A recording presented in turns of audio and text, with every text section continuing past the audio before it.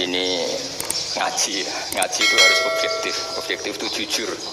Jadi bisa saja korbannya ayah saya, bisa rektornya, bisa semuanya. Tapi korban dengan makna yang bagus.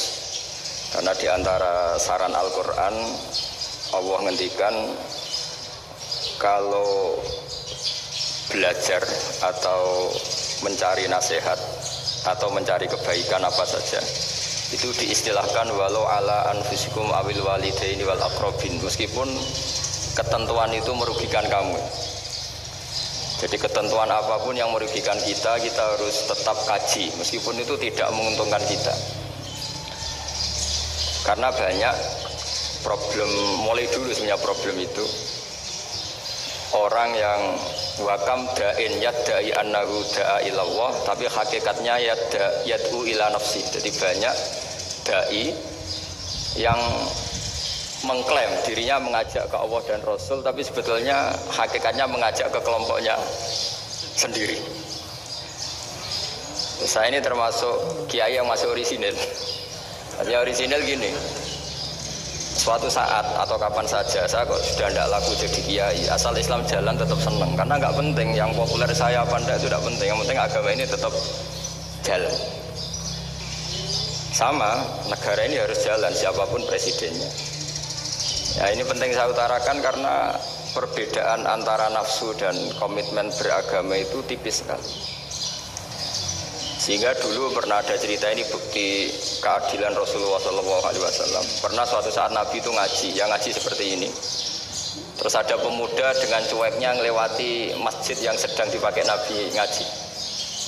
Sehingga cerita semuanya ngomel ya, bergumam. Celaka betul pemuda itu, ada Nabi ngaji kok tidak ikut ya. Tapi Nabi secara besar hati ngendikan, ini ada di beberapa kitab di Fadhailul Kasbi, keutamaan kerja. Kata Nabi, pemuda itu mau mencangkul di lahannya. Jika dia mencari nafkah untuk keluarganya, untuk kebaikannya, maka itu bagian dari ajaranku. Jadi Nabi berbesar hati bahwa kerja seperti itu bagian dari ajarannya. Jadi tidak harus datang ke majelis ngaji. Dan bisa saja yang sedang hadir itu ya orang yang dari istrinya minta belanja, dari ngaji terus benar dituntut belanja kan gitu. Mungkin anak-anak UMM yang kesini daripada tengok-tengok yang Malang bosan jalan-jalan ke rumah. Nah, jadi nggak mesti benar juga niatnya. Gitu. Jadi ya sama itu. Jadi kalau di dunia kiai yang masih orisinil itu nafsu itu benar-benar dilatih. Maka masyhur dalam cerita ada orang perang sama Ali radhiyallahu anhu.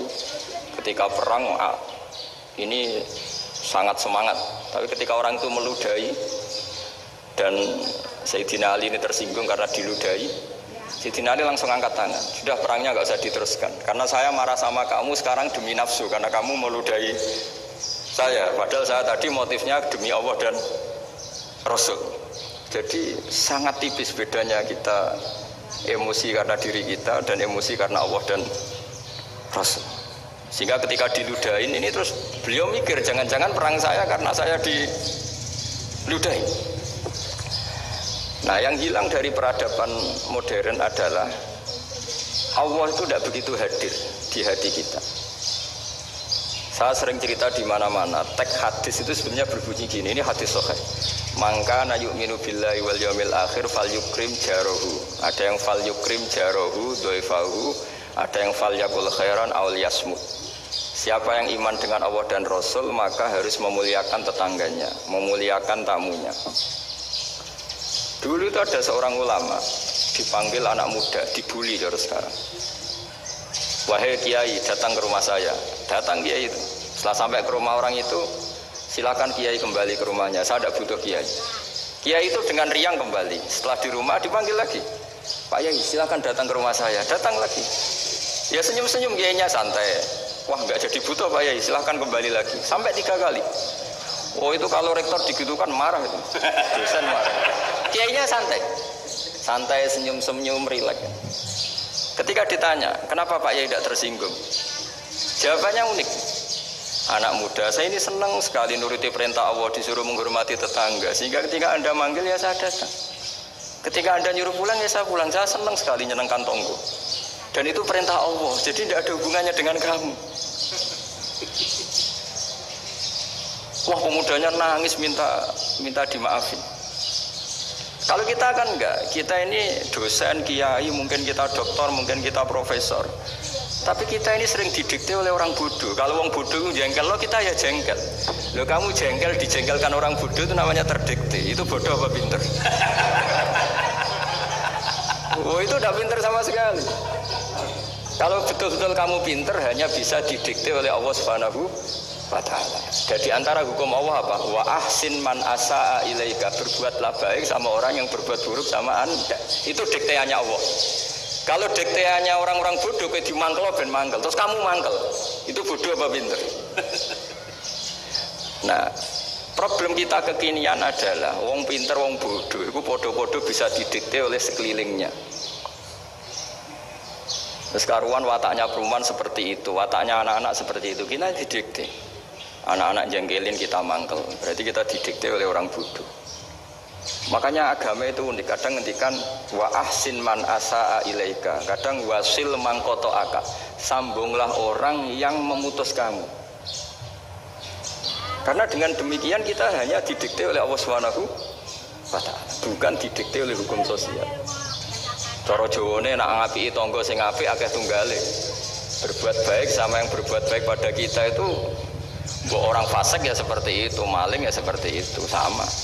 Tapi kalau berbuat baik sama orang yang berbuat jelek sama kamu itu baru luar biasa. Dan memang teksnya hadis wa ahsin man asa'a ilaika, berbuat baiklah sama orang berbuat buruk sama kamu. Jadi nggak boleh orang didikte. Makanya ngaji di sini diantaranya saya akan cerita dalam sebuah hadis sahih, dalam hadis hasan yang diriwayatkan Imam Tirmizi, ada kalimat dari Rasulullah Shallallahu Alaihi Wasallam, dawuh Nabi, la takunu immatan, taquluna in ahsanan nasu ahsanna wa in dzalamu dzalamna, walakin watti'u anfusakum in ahsanan nasu an tuhsinu wa in asa'u alla tadlimu. Kamu jangan jadi orang yang mudah diombang-ambingkan oleh orang sekeliling kamu, yaitu kamu mengatakan jika orang baik ke saya akan baik, jika orang buruk ke saya juga akan membalas buruk. Itu namanya Anda didikte. Tapi berkomitmenlah kamu akan berbuat baik meskipun orang lain berbuat buruk. Nah sekarang logika sosialnya begini, kalau di Indonesia itu ada 1000 kiai, ada 1000 profesor yang ingin membenahi Indonesia. Rata-rata orang awam itu semau gue. Terus mereka mendikte kita, perilakunya nggak simpatik, perilakunya jengkelin. Terus 1000 profesor ini ikut jengkel. Itu kira-kira jadi solusi apa goblok bareng? Sama 1000 kiai ini ikut jengkel. Ini jadi solusi apa goblok bareng? Goblok bareng. Nah problem sekarang kita ini biasa didikte orang bodoh. Nah makanya ciri khas orang muslim itu kata Nabi, mangkana yu'minu billahi wal yaumil akhir. Jadi baik tetangga karena perintahnya Allah dan Rasul. Pentingnya apa? Bedanya karena berbuat baik ini perintahnya Allah, mbok tonggo apik lah kita tetap apik karena perintahnya Allah dan Rasul. Begitu juga dengan hubungan dengan istri, dengan anak. Mbok bojo mulai dicerewet lah ya tetap apik. Karena dengan cara itu kita hanya tunduk kepada Allah dan Rasul. Tapi kalau kamu, istri saya kalau baik ya saya baik, kalau enggak ya enggak, berarti Anda didikte oleh perilakunya dia. Itu latihan, ya kalau dalam bahasa pondok latihan jadi wali itu yang paling berat itu. Nabi itu kalau sama orang munafik itu sabarnya Masya Allah. Padahal Nabi berso kalau orang itu orang munafik. Karena dengan cara seperti itu, bahwa kebaikan Nabi pada seseorang itu atas perintahnya Allah dan Rasul, bukan atas nama servis. Kalau Nabi hanya baik kepada Abu Bakar, itu mungkin orang bilang, wis adune wong Abu Bakar baik sama Nabi. Tapi kalau Nabi baik sama orang munafik, Abdullah bin Ubay bin Salul, itu kalau nggak perintahnya Allah dan Rasul itu nggak bisa. Nah ini cobalah berlatih seperti itu sehingga kita tidak mudah didikte. Ya saya ulang lagi, nggak mudah apa? Didikte. Maka di antara kebaikan Allah dan Rasul adalah bahkan orang dolim saja diberi jatah rahmat. Makanya tadi seperti mukadimah yang dibaca Pak Haris tadi, agama ini rahmatan lil alamin. Orang yang dolim saja dapat jatah apa? Rahmat, apalagi yang soleh. Nah kemudian yang perlu dicatat, kenapa kita menjadi enjoy dengan Islam? Islam itu adalah agama yang tidak didikte oleh materi. Jadi kalau Anda ingin makan enak, mungkin kalau pikiran kebanyakan orang, anak-anak muda yang milenial, yang gaul, ingin makan enak ya makan yang disukai. Misalnya sate atau bakso Malang atau apa. Kalau orang-orang yang jadi wali gak gitu cara berpikir. Ini yang masih orisinil.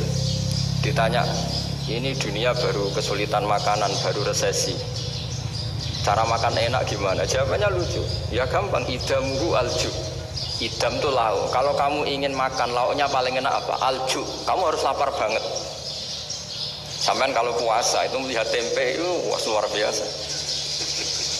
Tapi kalau kamu nggak puasa, air putih itu nggak menantang. Tapi kalau puasa, tempe, air putih itu menarik dan Anda tetap lahap. Apa? Karena lauk terbaik adalah alju, yaitu lapar. Nah tapi kita ini enggak, kita ini kayak orang bodoh.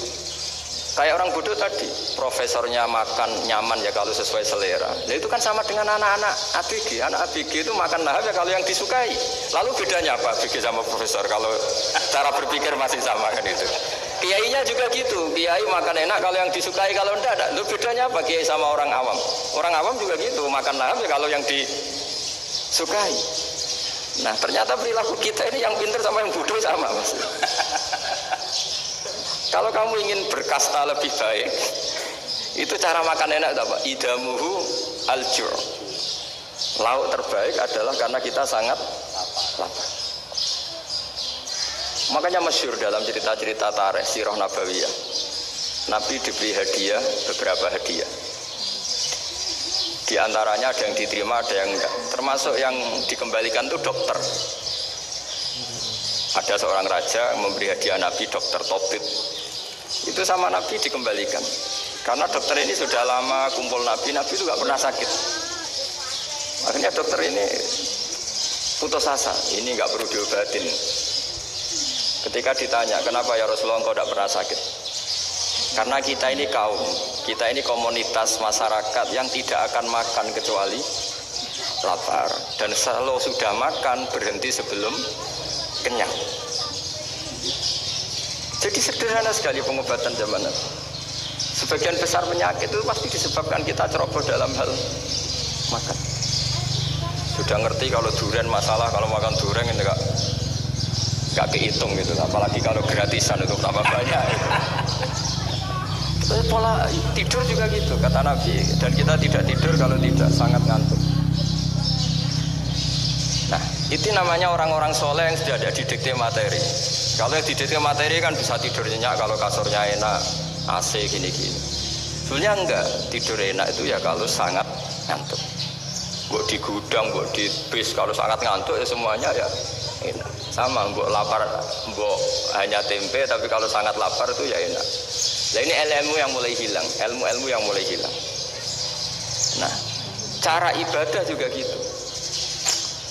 Kita ini kan, saya ini punya bapak kiai, mbah kiai, punya guru yang sangat alim ya seorang kiai Kiai Memun. Itu dulu kita pengkaji ilmu itu tidak pernah tahu bedanya NU dan Muhammadiyah. Karena dulu Mbah Darwis itu Kiai Dahlan itu dulu ngajinya bersama Mbah Hashim ketika di Indonesia yang ngaji Mbah Soleh Darat. Mbah Soleh Darat itu dulu ngajinya sama buyut saya ke-6 namanya Mbah Soleh Asnawi di Kudus. Mbah Soleh Darat itu dulu alim-alimnya orang Jawa ya Mbah Soleh Darat, Soleh bin Umar.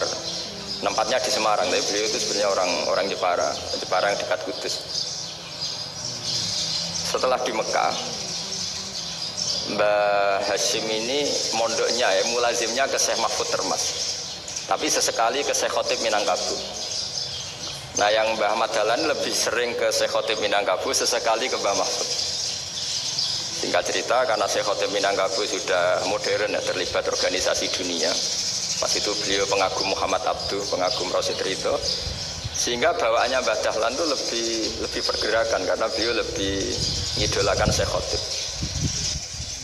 Nah Syekh Khotib sendiri sebenarnya orang Minangkabau. Jadi beliau namanya Muhammad saja. Jadi menantunya orang Arab. Oh itu dicibir mertuanya ini karena punya mantu orang Jawa, orang nggak Arab. Singkat cerita terus si mertuanya bilang gini, kamu jangan pernah bilang kalau orang Arab itu mansa kanal Arab, orang yang bertempat di Arab. Walakin man takallama bi arabiyyin fasihin, tapi orang bisa ngomong Arab secara fasih. Singkat cerita, kalau kamu tidak percaya, nanti suatu saat menantu saya kalau Jumatan, tidak usah kamu kasih tahu, langsung suruh jadi khotib. Nggak usah kamu kasih tahu, sarannya tidak usah kamu kasih tahu. Kalau sekarang kan, kalau dosen mau jadi khotib kan mengumpulkan materi dulu. Lucunya di antara materinya itu dari TV, makanya jadi ribet kan khutbah sekarang.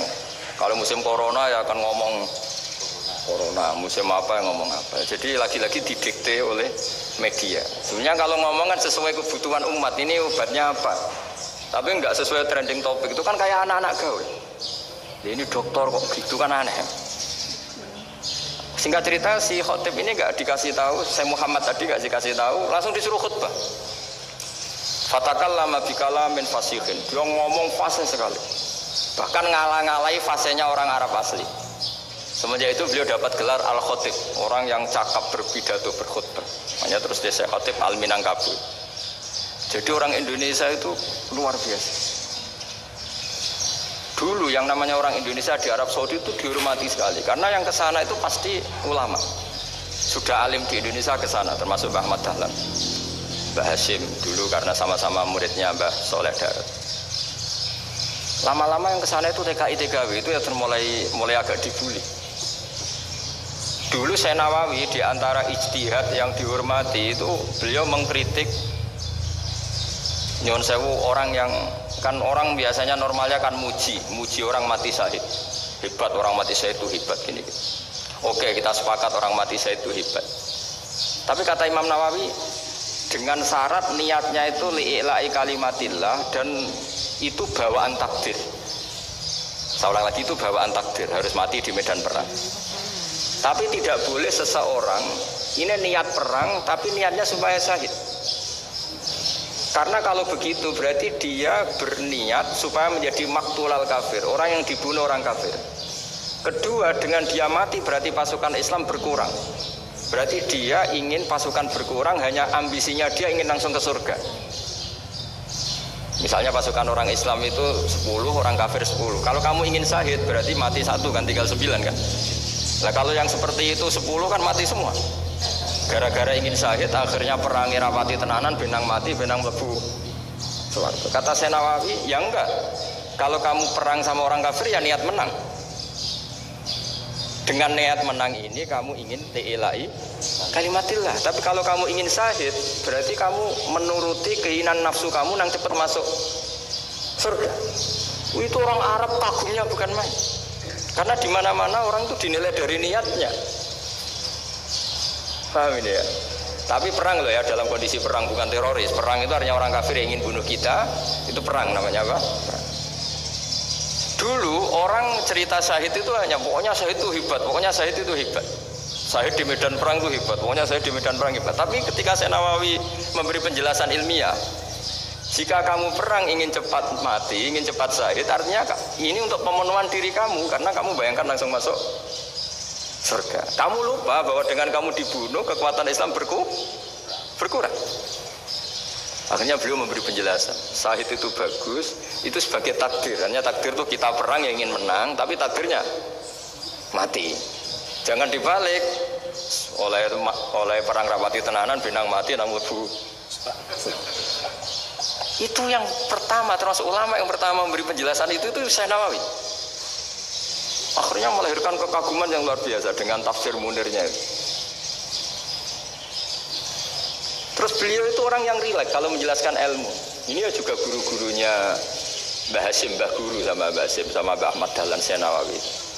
Jadi dulu yang alim di Arab itu ada Syekh Nawawi, ada Syekh Khotib Minangkabau, ada Syekh Bakir Jogja, ada Syekh Mahfud Termas. Itu orang Indonesia banyak sekali yang alim. Bahkan di antaranya yang dikagumi Al-Azhar itu juga orang Indonesia, nama Syekh Abdul Manan, itu mbahnya Syekh Mahfud Termas. Itu pertama ada duta besar Indonesia di Mesir, itu termasuk barokahnya Mbak Abdul Manan tadi, itu juga orang Indonesia. Jadi pemahaman ulama Indonesia itu khas, termasuk ketika memaknai apa? Syahid. Ketika memaknai apa? Syahid. Itu unik. Ketika Syekh Nawawi diuji dulu itu yang namanya ulama diuji dulu oleh 100 ulama. Jadi dulu ya ada kompetisi. Imam Bukhari diakui jadi ahli hadis itu diuji oleh mi'atu muhaddisin, 100 orang ahli hadis, sanad dibolak-balik, matanya dibolak-balik, tapi beliau tetap bisa mengembalikan proporsi sanad itu. Senawi pernah diuji gini.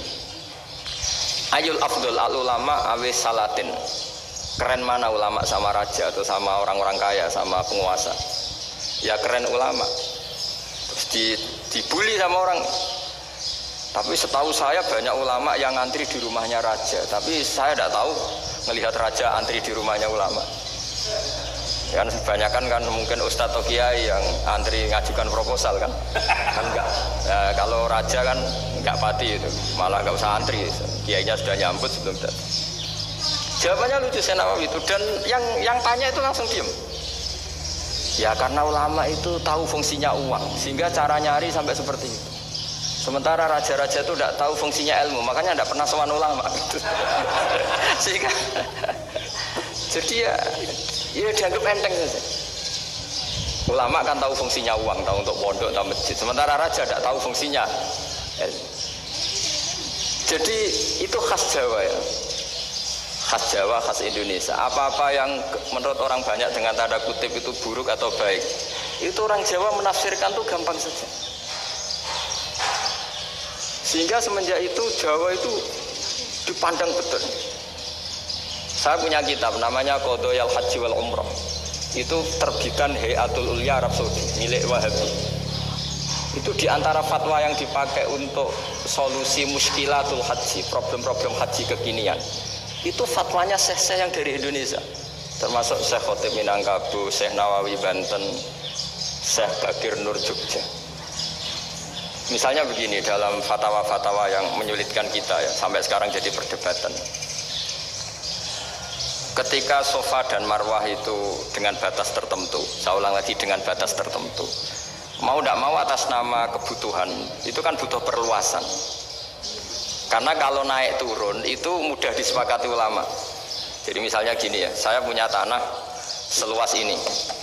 Pasti orang akan mengatakan sampai bawah ya tanah saya, sampai atas tanah saya.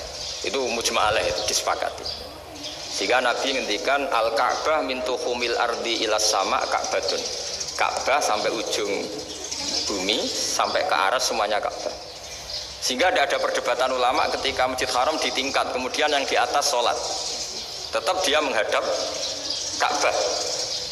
Tidak harus diluk melihat di bawah, enggak. Karena Ka'bah sampai langit. Sama, tanah Anda kamu tingkat sampai 10, enggak ada tetangga protes. Karena bawah sampai atas tanah Anda. Tapi kalau diperluas, tanah Anda kamu luaskan setengah meter saja atau 3 cm saja, iso geger mek tonggo. Karena di mana-mana batas itu ya tadi, kalau atas bawah miliknya, kalau samping enggak. Pertanyaannya, perluasan Mina itu ke samping. Perluasannya Matof yang Mas'a itu juga ke samping. Geger kan ulama dunia. Bagaimana hukumnya Mina Jadid? Mina yang diperbarui atau Mina yang diperluas. Itu diantara rujukan baik yang membolehkan maupun yang menentang. Itu ya syekh Indonesia. Itu orisinal tuh. Saya punya kitab orisinal terbitan Hayatul Ulya, kira-kira ya kemenaknya Arab Saudi kalau di Indonesia itu. Itu yang dirujuk dawuh Syekh Nawawi, dawuh Syekh Khotib Minangkabau. Karena apa? Ada logika khas Jawa. Misalnya begini. Meskipun saya tidak perlu fatwa Mina Jadid sah apa enggak, memang jadi perkhilafan ulama. Misalnya kampung ini dinamai Mina. Pertanyaannya gini, tanah yang di samping ini bisa milik Anda apa enggak? Ya bisa Gus kalau dibeli atau dihibahkan. Berarti tanah di samping Anda menjadi milik Anda karena ada proses pengambil alian lewat beli maupun hibah. Nah masalahnya ini negara itu berhak menganeksasi atau memasukkan ini sebagai Mina. Itu ulama Jawa kalau ditanya, alasannya apa? Fa innal muttasila bis-syai' hukmu dzalika syai'. Karena yang gantet, yang mutasil itu bisa dihukumi seperti sesuatu itu. Jadi kalau ini Mina, ya yang gantet Mina ini ya bisa dikatakan Mina. Beda dengan membuat Mina Malang Mina, wah itu tidak bisa, ada mutasil kan? Itu Enteng sekali ulama Jawa. Satu ya tentu karena kebutuhan, tapi asal masih al-muttasilu bihi, yang masih tanah yang masih mutasil. Nah, ketika perluasan antara sofa dan marwah kan misalnya ini batas luasnya sofa, ini batas luasnya marwah. Lalu atas nama kebutuhan, sofa marwah itu sampai sini. Sampai agak meluas ke sini. Itu geger Arab Saudi. Wah, ini gimana? Padahal tawaf itu harus antara gunung Sofa dan gunung Marwah.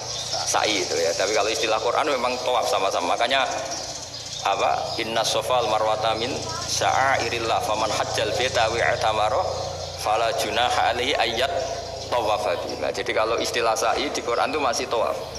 Karena harus ada, kalau bisa lah, bukan harus. Kalau bisa memang harus ada unsur muternya. Kita kalau sa'i kan dari sini Sofa sampai sini Marwah. Terus kan agak muter ke sini. Kan agak membentuk lingkar, makanya Quran tetap mengistilahkan apa? Tawaf. Jadi bukan sini ke sini terus sini ke sini kan enggak, tapi sini sampai sini terus muter kan, terus sini. Jadi antara setar dan selama ini prakteknya kan gitu ya. Sofa ngambil sini, terus ke sini, terus agak muter. Ya karena ada unsur agak muter ini terus orang menyebut apa? Tawaf. Tapi itu bukan syarat sah, ini cerita ideal. Saya ulang lagi ya. Gunung Sofa itu puncaknya atau pucuknya kalau dalam bahasa Jawa itu hanya segini, ini sampai sini. Nah, kelompok Islam yang fikih keras nggak boleh diperluas karena Allah memilih tempat ini itu spesial, jadi nggak boleh ke yang lain. Tapi ketika kebutuhan mendesak, mau tidak mau harus diperluas. Itu jawabnya Kiai Jawa lucu. Gunung sing ketok iku sing dhuwure tok. Sikilane luwih ombo. Jadi karena kan gunung kan bentuknya gini. Nah, sofa yang kecil itu yang atasnya, tapi sikilannya sini kakinya lebih luas. Jadi boleh perluasan asal tidak melebihi kakinya. Ya dihitung ya lebih luas. Jadi Kiai Jawa itu kayak wong delok gunung Penanggungan, kayak gunung Arjuna. Di mana-mana puncak gunung itu lebih kecil timbang kakinya. Artinya diperluas ini bukan berarti tidak di sofa dan tidak di, itu khas Kiai Jawa. Jadi jangan kira orang Jawa itu udah hebat sekali. Termasuk perkembangan hotel di Arab Saudi. Itu dulu sebelum ada hotel. Buyut saya kelima atau keenam dulu haji, namanya Badur Rahman. Itu kalau mau ingin apa ya, menghindari terik matahari itu masuk gua. Itu masuk gua itu hanya separuh badan, kakinya di luar. Jadi jangan bayangkan kalau gua di Indonesia kayak gua Akbar di Tuban orang bisa masuk jalan-jalan, enggak. Gua di Arab itu kayak cepitan batu, tidak sampai masuk. Sehingga kepalanya dimasukkan, kakinya masih kena matahari, saking panasnya Arab Saudi. Sehingga dalam bayangan hijrah ketika Nabi bersembunyi di gua Sur, itu kata Abu Bakar, kalau orang kafir melihat kakinya pasti melihat kita karena nggak bisa masuk penuh. Jadi orang itu mau dempes dok. Sehingga ya kira-kira luasnya gua paling segini. Makanya guyonannya kiai-kiai itu untung nggak kayak gua Indonesia. Kalau kayak gua Indonesia laba-labanya capek karena luas sekali. Jadi jangan bayangkan gua Arab itu kayak gua Indonesia. Makanya bayangannya andai kan orang itu melihat ke bawah pasti melihat kita karena orangnya tidak bisa masuk penuh, nggak bisa masuk 100%. Ya kayak cepitan batu lah mirip. Itu kan mirip Gunung Uhud. Gunung Uhud kata Rasulullah, nanti kalau kamu perang itu di atas, menang atau kalah di atas. Musuh biar di bawah. Dengan di atas kamu bisa manah. Jangan bayangkan kayak Gunung Merapi, kayak Gunung Penanggungan. Lah kalau Gunung Penanggungan mana ke bawah yang leyang kan? Jadi gunung di Arab itu kayak bukit. Ya sampean pernah kan ke Uhud itu ya sama ini aja tinggi ini kan? Lah ini yang ada mulai ada mis. Makanya nerjemah itu susah di Indonesia. Karena jabal itu udah harus tinggi. Kalau tinggi nggak bisa mana dari atas ke bawah kan nggak ngefek kan? Sampai kalau ke Uhud gunungnya kan pendek sekali sehingga yang mana dari atas ke bawah ya kalau kena musuh ya celaka karena memang dekat. Ya kalau gunung Indonesia Mana dari atas ke bawah yang ngeleyang nggak ngefek. Nah itu susahnya nerjemah bahasa Arab ke kita. Jadi apa ya? Transkrip itu nggak gampang karena ada pengertian yang beda. Kita kalau bilang gunung itu tinggi sekali. Sampai banyak mahasiswa tersesat ya saking tingginya. Kalau orang naik Uhud nggak akan tersesat, wong ketok dari bawah itu. Nah ini pentingnya ngaji ya. Jadi akhirnya ulama-ulama Indonesia itu dipakai rujukan. Jadi mulai Mbah Hasyim, Mbah Ahmad Dahlan sampai era buyut-buyut itu masih orang alim. Lama-lama yang di Indonesia ini orang-orang yang bodoh. Sehingga orang Jawa kalau ke sana dibully, ya Jawa tak kulu kaya. Orang Jawa itu penggaweannya itu makan ular. Karena belut itu kalau di kamus itu persis ular. Dulu itu kan kamus tidak full color. Gara-gara gak full color, gambar belut sama ular itu sama. Belut itu belut sama ular kalau nggak full color gambarnya sama apa enggak? Sama. Terus orang Jawa itu kan masih banyak yang makan bajing itu apa? Ketupai. Bajing kalau digambar tidak full color sama dengan tikus. Gambar yang tidak warna hitam putih. Sehingga kita ini dibully pemakan tikus dan pemakan ular. Karena belut itu persis ular kalau digambar yang tidak full color. Sampai datang Syekhona Khalil, datang ulama. Ngarang kitab ya judulnya Al-Belut.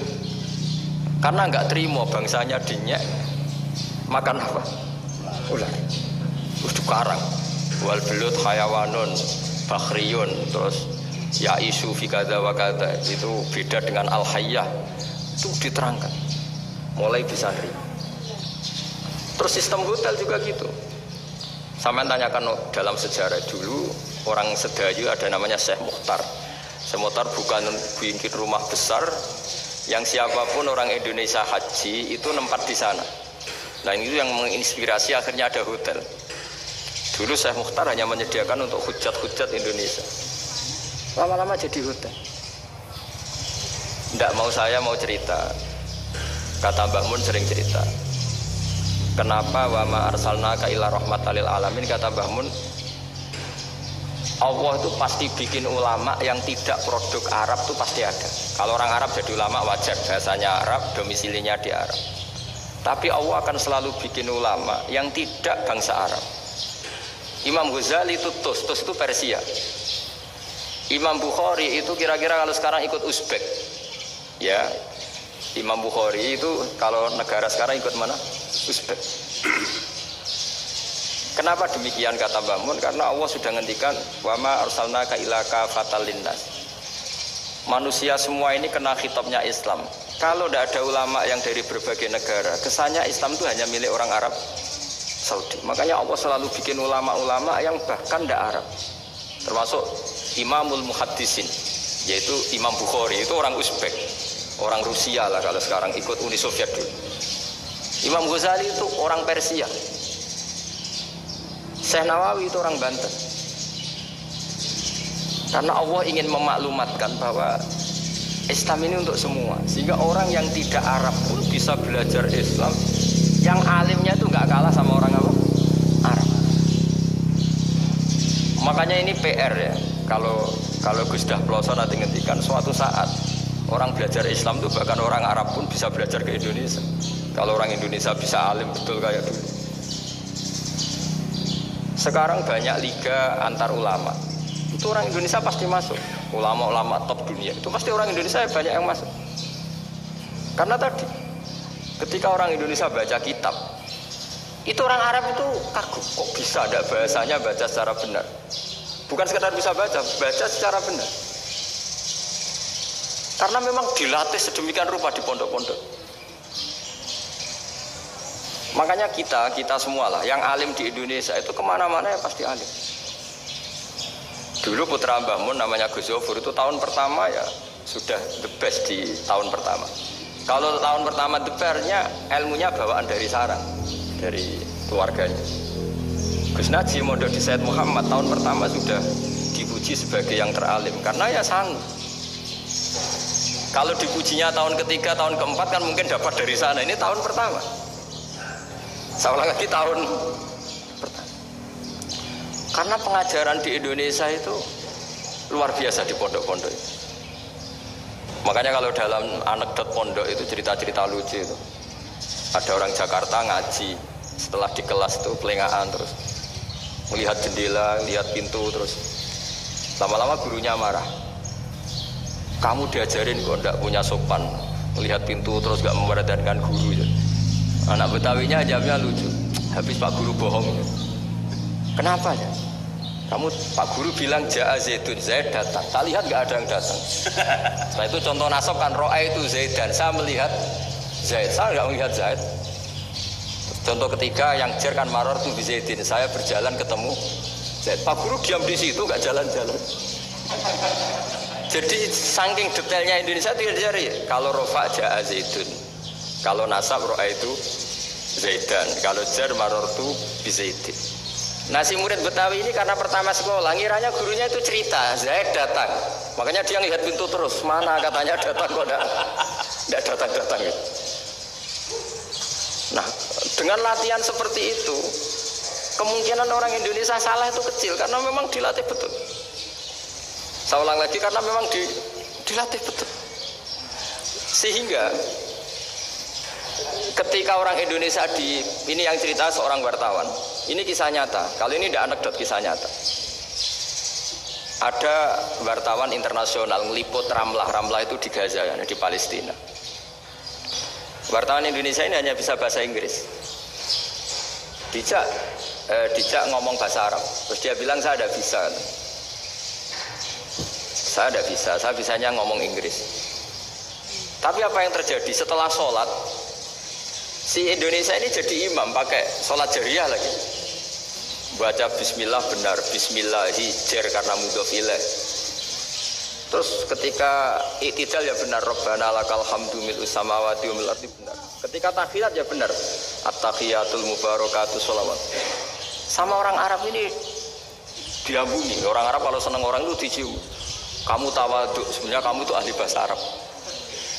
Karena orang Indonesia sekali sholat itu gak ada yang salah. Meskipun benarnya karena hafalan, tapi bagi yang ahli nahwu itu hebat. Misalnya kita kalau ngapalkan kan bismillahi, bismi jer karena ba, Allahi jer karena mudhof ilaih, ar-rahmani jer karena sifat, ar-rahimi karena sifat, alhamdu rofa karena mubtada, lillahi jer karena ada huruf jerli, robbi jer karena sifat. Sebetulnya enggak karena pinter, tapi karena hafalan. Tapi orang Indonesia hebatnya itu benar terus. Rabbana lakal hamdu. Ya kan, alhamdu rofa, terus mil'us samawati ya rofa karena sifat. Sehingga terus orang Indonesia kalau sholat di Timur Tengah itu dipuji. Karena makhrajnya ya benar, rofa nasobnya juga benar. Nah itu di negara lain tidak ada nggak Indonesia. Orang Cina itu sering bikin marah orang-orang Arab karena kalau dongo itu nggak fasih kayak orang Indonesia. Orang Indonesia kalau dongo ya Allahumma tohir qalbi. Orang Cina ini yang jadi guyon di Arab. Allahumma tahir kalbi gitu. Itu kan bedanya jauh. Itu orang Arab pertama membiarin. Lama-lama kalbun entak gitu. Maksudnya asu-asumu gitu. Karena dia bilangnya qaf itu kaf. Jadi kalau Allahumma dawa tohir, kula aturi nyucekno panjenengan kalbi ing asu ingsun kan. Tapi kalau qalbi itu ati ingsun, tapi kalau kalbi anjing ingsun. Bedanya qaf sama kaf. Ana orang ya kalbun entak. Asu-asumu maksudnya kan. Tapi padahal orang Cina itu bareng dilihat teksnya ya pakai qaf. Orang Indonesia enggak, mulai kecil dilatih fase-fase.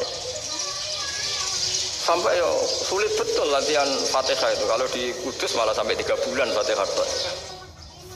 Sampai at-tahiyyatu, kurang bersih. At-tahiyyat namanya. Sampai ada cerita itu orang dipanggil maftuhin itu enggak melengak, harus maftuhin. Baru melengak. Tapi barokahnya itu orang Indonesia kalau dungo memang benar-benar Allahumma tohir qalbi. Ya Allah sucikan hati kami, bukan tahir kalbi. Karena sekali jadi kaf itu maknanya anjing saya, ya Allah sucikan anjing. Jadi ini orang Indonesia. Jadi kata Mbah Mun, dawuh Mbah Mun, illaka fatal linnas, bahwa agama ini milik semuanya. Itu diantara bukti Allah menghendaki atau mendesain Islam seperti ini, orang yang belajar di Indonesia itu pengetahuannya Islam, pengetahuannya tentang Islam itu tidak kalah sama yang belajar di Al-Azhar, sama yang belajar di Arab Saudi. Makanya ini PR-nya UMM, PR-nya IAIN, PR-nya UIN. Bisa enggak sealim mereka dalam bahasa Arab? Nah, bahasa Arabnya man anta, ana zaidun. Jangan sampai, karena kita di sana itu kadang dibully. Orang Arab tuh kalau bully kita, sampai tak kasih cerita. Itu ngawurnya Masya Allah. Kata dia, ada anak orang Indonesia haji. Si anaknya orang Indonesia dijotos sama anaknya orang Arab. Dijotos, dipukul. Sehingga cerita terus si orang Indonesia nggak terima, anaknya yang orang Arab dipukul. Yang balas bapaknya. Orang Arab tanya, lima ada dorok taib ini, kenapa kamu mukul anak saya? Itu orang Indonesia bahasa, wah aku gimana? Jadi hanya bilang gitu. Artinya anak saya dihada ya maka tak ada. Arabnya gitu. Anak saya dipukul maka saya balas mukul. Itu orang Arab mantok-mantok oh gitu. Paham? Suatu saat ada orang Indonesia itu sama orang Arab itu dilus-lus itu ya digini-giniin. Karena dia latihan bahasa Indonesia, latihan bahasa Arabnya itu masih mufrodat. Jadi kalau mengartikan yadun itu tangan, saro itu jalan. Jadi kalau jalan ya saro-saro. Roksun itu kepala, ana itu ingsun. Jadi karena dia nggak ngerti penggunaannya, itu bahasa Arabnya itu yadun anta. Jadi bukan yaduka tapi yadun anta. Berarti tangan kamu. Saro-saro itu jalan-jalan.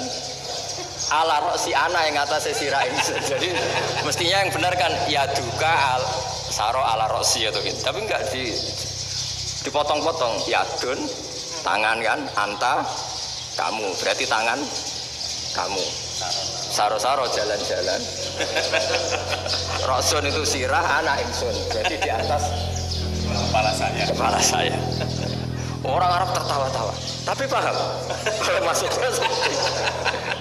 Jadi kita ini dibully di Arab itu Masya Allah. Jadi akhirnya lahirlah ulama-ulama tadi yang saya sebut tadi. Bahkan pernah lama sekali ulama Indonesia itu jadi master di Arab Saudi, yaitu Senawi Banten. Itu kalau orang sana bilang itu Sayyidu Ulama Il-Hijaz, top-topnya ulama Mekah Madinah. Padahal beliau orang Indonesia. Dan dimakamkan di Ma'la itu dekat makamnya Sayyidah Khadijah. Karena sangat dihormati. Nah, di antara sebab dihormati adalah ketika orang memahami syahid, maknanya pokoknya maktulal kafir. Syahid itu adalah orang yang kalau perang itu mati di medan perang. Itu Imam Nawawi merinci secara detail. Kalau dia perang supaya tujuannya mati syahid cepat ke surga, berarti dia nuruti hadzun nafsi, ingin cepat ke surga. Tapi dia lupa bahwa dia dengan terbunuh pasukan Islam berkurang kekuatan. Maka syarat perang yang benar adalah ya ingin menang. Di mana-mana perang ya lillahi kalimatillah, supaya kalimat Allah itu menang, jangan ingin kalah. Soal dia mati takdir, tapi jangan ingin mati. Oh itu terus dikagumi. Ternyata memang oh iya ya, kalau pasukan Islam 10 kafir 10 kita ingin syahid, berarti ya kalau orang ingin syahid kan terus mungkin perangnya ada hati-hati, main ngawur saja terus kalah mati. Sudah kalong satu kan, terkurangi satu kan. Nah kalau semuanya 10 punya niat gitu, nah itu Senawawi. Senawawi itu orang yang begitu gampang nerangkan Quran. Bahkan ketika orang Arab kesulitan ngartikan famathaluhu kamathalil kalbi intahmil alaihi yalhas atau tatrukuna yalhas.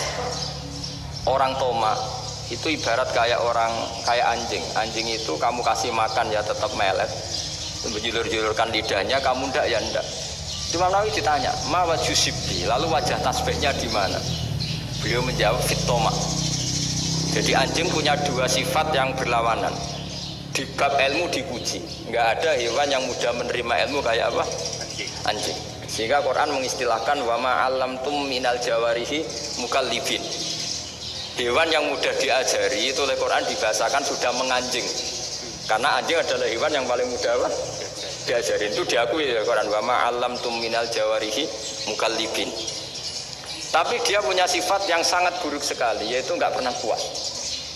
Makanya ketika Bal'am bin Ba'ura, ada tokoh yang kedonyan ya, itu kalau diistilahkan Quran walakinnahu akhlada ilal ardi wattaba hawa famathaluhu kamathalil kalbi in tahmil 'alaihi alhas aw tatruku yalhas. Jadi anjing punya dua sifat yang berlawanan.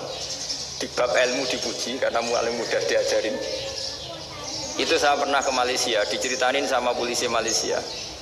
Anjing itu saking cerdasnya itu bisa deteksi CD palsu sama CD bajakan, asli sama bajakan. Itu kan gak kebayang. Kalau narkoba mungkin masih ada bau khusus ya. Atau mesiu atau bom masih ada bau khusus. Ini enggak. Anjing itu dilatih cek CD yang asli sama yang palsu. Oh itu kebablas itu pinternya itu. Itu harganya itu 1 miliar lebih. Paling mahal. Jadi mungkin bisa deteksi ini dosen betul apa abal-abal itu bisa.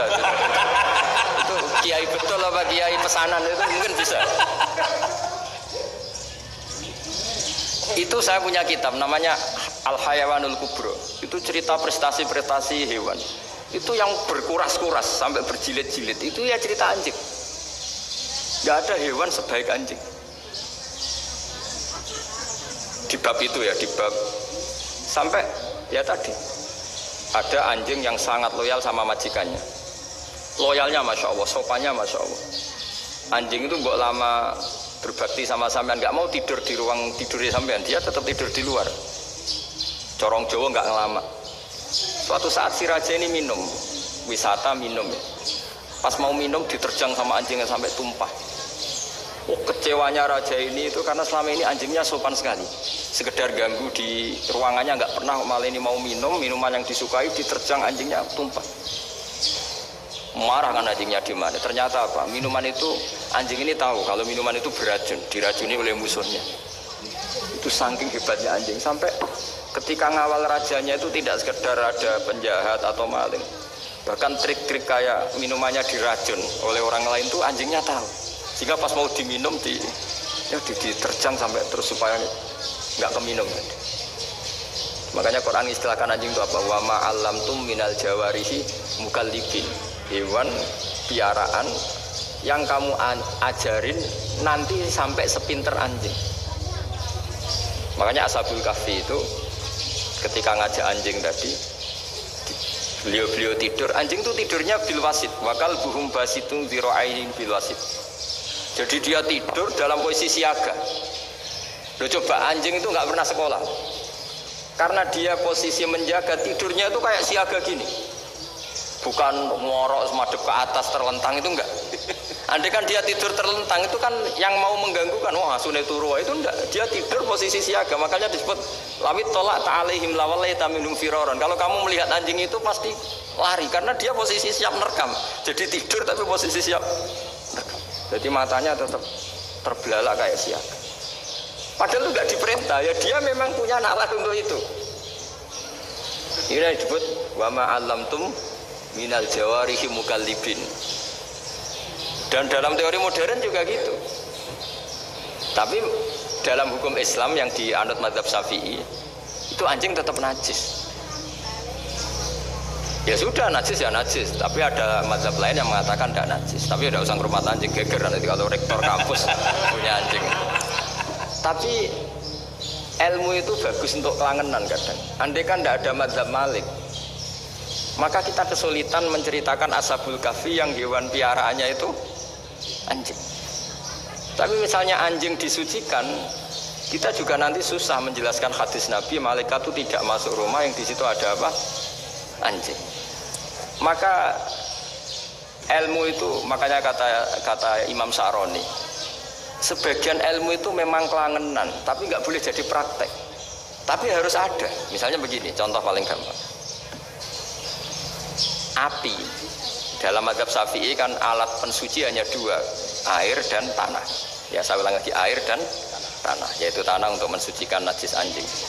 Imam Abu Hanifah menambahkan api. Mazhab Syafi'i itu agak kesulitan ketika ada batu bata, dibikin dari tanah-tanah yang bercampur kotoran. Mazhab Syafi'i akan kesulitan karena di situ ada najis yang jadi materinya bata. Hukumnya gimana kalau nanti dipakai masjid? Tapi barokahnya ada beberapa mazhab. Abu Hanifah mengatakan dan api. Jadi apa tadi air, tanah, api.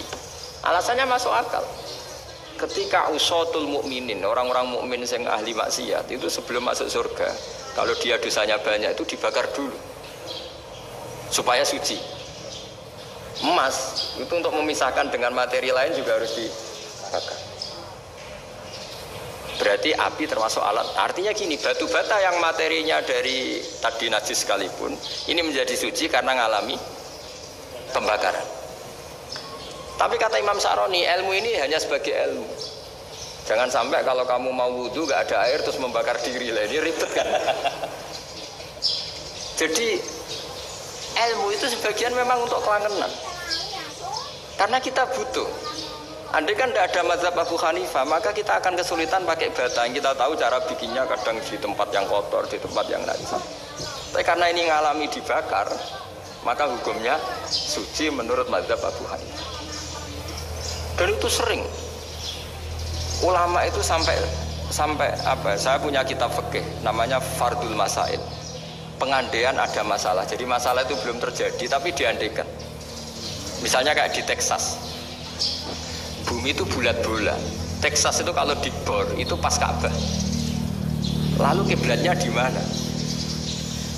Bumi ini kan hanya rubuk-rubuk seperempat, yang ada arah itu seperempat. Tapi kalau Ka'bah itu sama Texas, satu Texas dengan Ka'bah itu lalu kiblatnya mana? Wong sudah bebas arah. Maka ilmu mengatakan mara'ahul muslimuna hasanan fawa indahu hasanun. Kamu jangan nuruti ilmu hakikat tapi nuruti mindset. Kalau mainstreamnya orang banyak seperti itu, mindsetnya orang sana misalnya Ka'bah sana ya ikut sana.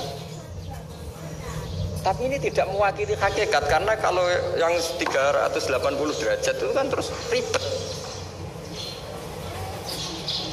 Makanya ini kesulitan di bab-bab fikih.